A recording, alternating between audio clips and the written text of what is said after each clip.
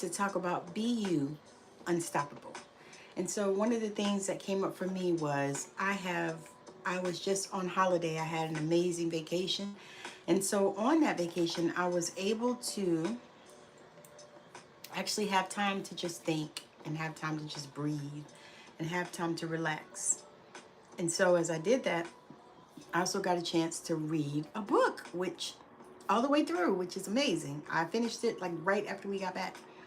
But that was amazing because I typically don't often have time to read just, you know, fiction books.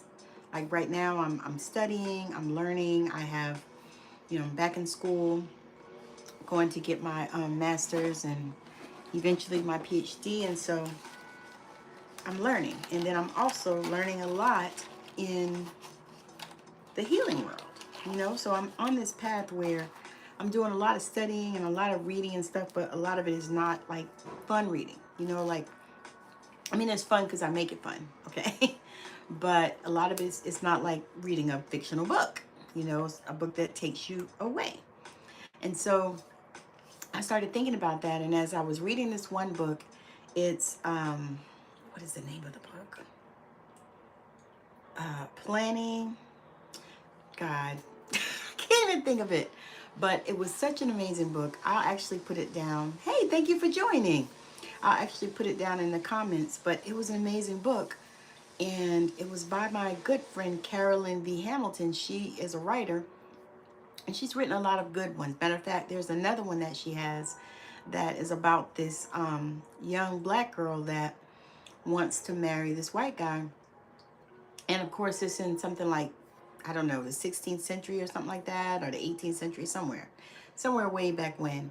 And so I want to read that book too, but that one was really long. So I was like, okay, I did good with this one. This one was only 200 and something pages on the phone, so I read it on the Kindle. But yeah, so I started thinking about that thing and I said, you know what? We really have issues with being us because so many times, and I think about this in terms of women, we code switch. In terms of people of color, we code switch. Many times we are not often our authentic self. We're not being us. And so I started really, really diving into that within myself. Where are spaces where you're not being authentic? Where are spaces where you're not being you? And I'm almost not really talking about code switching because code switching is something that we have done to survive. Women have done it for years and years and years. People of color have done it. We have done it to survive. I'm not talking about that. I'm talking about that moment where you are in a place and you are trying to figure out who you are, what you want, where you're going, especially as we age. I noticed that for me, about every decade, I make a shift.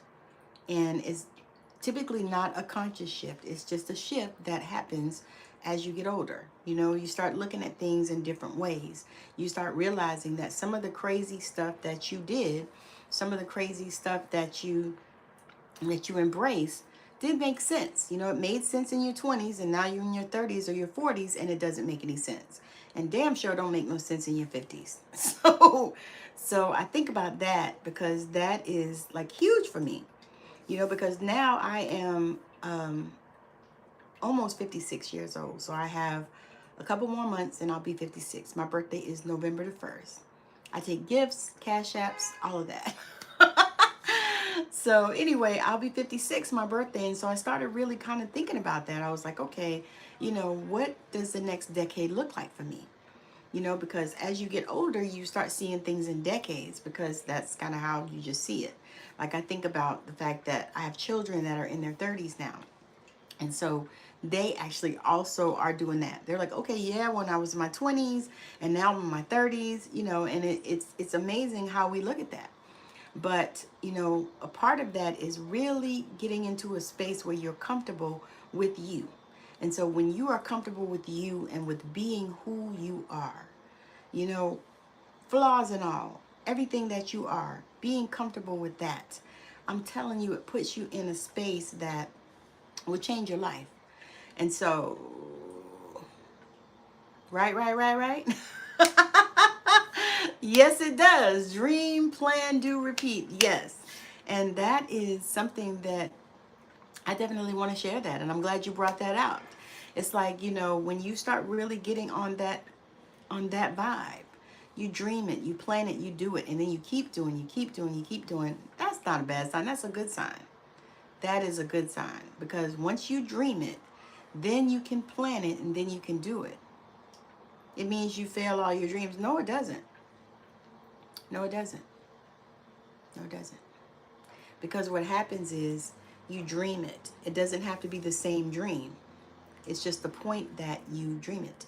And I always use Neville Goddard's example of visualizing, and that's really how that came about. Visualizing it, because to me that is dreaming it. Visualize it, repeat it, that means you do it again. It doesn't have to be that same thing. It can be the fact that you visualize this. You visualize the car, you got the car. Okay, you visualized it and then you planned it and then you did what you were supposed to do. You took the action and then you repeated that for a house now, or for a job now, or for a relationship now, or whatever it is that you desire. Absolutely. Absolutely. The thing is it makes it so much better for you when you start to do it that way. And you're not dreaming the same thing. You're dreaming different things. You're dreaming different things. I mean, I hope you're not dreaming the same thing every day.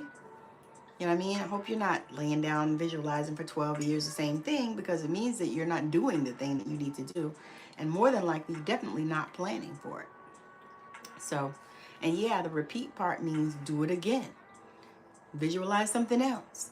Visualize a good relationship with, your children if you need to. Visualize a good relationship with your parents. Visualize a good relationship with everyone that you come in contact with. That's the thing. So anyway, I appreciate all of you for joining me. I am about done with this particular point. I am so grateful that you've shown up. Thank you if you are subscribed. Thank you, thank you, thank you. If you're not, why not? Hit the subscribe button. It's actually free. Hit the subscribe button and hit the bell so that you get notified when I do pop-up lives such as this one. Because you never know what information is going to come that's going to help you to shift and change in your life. So again, thank you for joining me. Follow me everywhere you find me at Intuitive Tammi. I appreciate you, and I hope that your day is magical, and I'll see you on tomorrow, and I'll bring some more stuff. I typically talk about spiritual gifts and how to open them and how to use them in your life. That is one thing that I absolutely adore doing.